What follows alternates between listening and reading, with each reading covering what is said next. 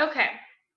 So first I just want to start out what ESL means, and that is English as a Second Language. And this is abbreviated so schools know that that student has a native language along with learning English. ESL is not to be confused with ELL. ESL is what the teachers are actually teaching the students. Let me move this down. Or what these teachers are actually teaching the students, and not the ELL is the student that is actually learning a new language. So just thought I would start that off. Key concepts is some things that I found that are very informational are there are three major Common Core standards in the English language and literacy that go along with ESL. These are number one, building knowledge through content-rich nonfiction. Two, reading, writing, and speaking grounded in evidence from text, both literacy and information. And regular practice with complex text and academic language. These are the three major ones. So whenever you're teaching an ESL student, you will constantly be going back to those three standards and putting more information into those. So those are your three basic ones. And then letting the students have a home language experience in the classroom will impact their literacy achievement greatly. This is where the students, the teacher will apply the students to be able to let them have their home language in the classroom, like whether this be books or teaching about their culture. It needs to be done. Books in their home language is not only beneficial for them, it's also beneficial for the English students.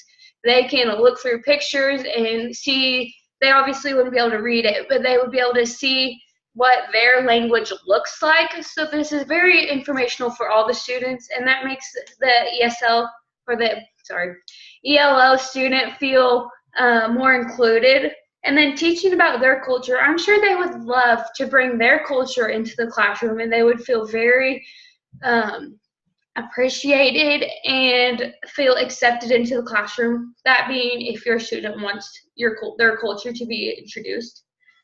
And then some of the cultural differences that I found, that one of them that I was very surprised about. So eye contact is a common thing that most people will see in cultural differences. In our culture, eye contact is something that you do that means respect. It means you're listening, and if you're not doing it, it could be disrespectful, or you're not paying attention to the reader or listener. So eye contact in our culture is important, but in other cultures, it could mean disrespect. And then listening skills is something that I found to be very informational for me. Is in our culture, most of our classrooms, sadly, are lecture-based. So the teacher talks and the students are listening, taking notes, and whatnot. And that is common in our culture. But in other cultures, this isn't very common. They teach mostly by doing. They have activities, they have hands-on things that the students can do. So putting a student that is used to hands-on things into a lecture classroom could mean, or to the eye, seem like that student's not paying attention. That student is not understanding what's going on. And that's because they don't know what to do from the hearing to the comprehension. They need something in the middle that they can hold to be like, oh, this means whatever she's saying. So bringing a more hands-on activities into the classroom could help your ELL students comprehend what you're saying. Some of the teaching activities that I chose to mention about are the BDA, which is the before, during, and after activities.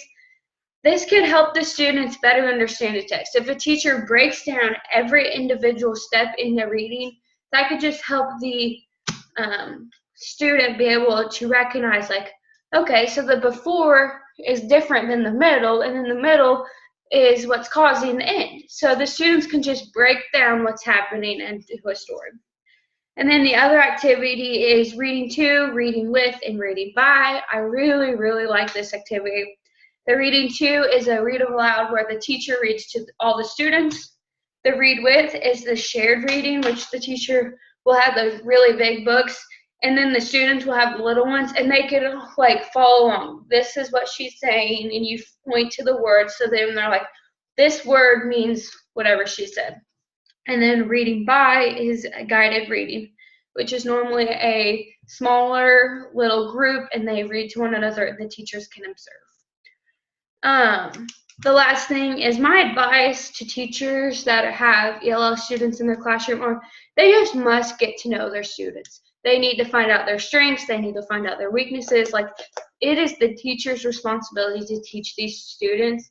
And if they constantly just think, oh, this student's disrespectful because they aren't looking at me all the time, that's not okay. The teacher needs to find out about that child's culture and what that child's going through to be able to fully be able to teach them to their best teaching ability.